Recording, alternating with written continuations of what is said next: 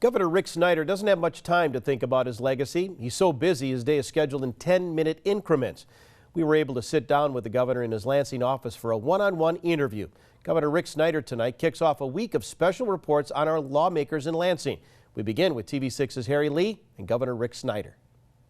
In his 2017 State of the State address, Governor Rick Snyder urged Michigan not to be nostalgic about the past.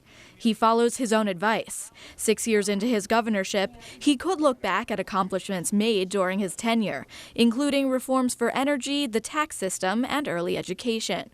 But he's determined to do more. We're the comeback state in the nation, and that's great. But now's not the time to get complacent or content with what's going on.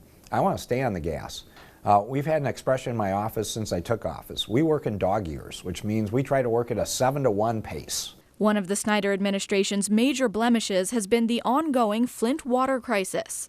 But rather than view it as a blight on his legacy, Snyder is working on solutions, like including funds for water filters in his 2018 budget recommendations. I don't dwell on my legacy. The Flint crisis was a terrible tragedy, and it was a failure at all levels of government. So that's why I'm staying focused on solutions.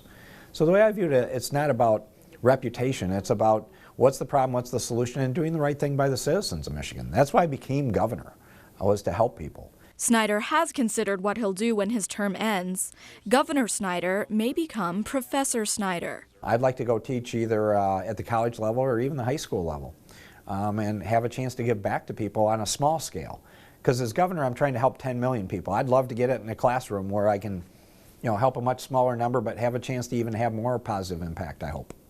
Maybe then he'll have time to look back at all the work he's done. So though it is his last term as governor, Snyder says there's still plenty of work to do here in the Capitol. Harry Lee, TV6 News, Lansing.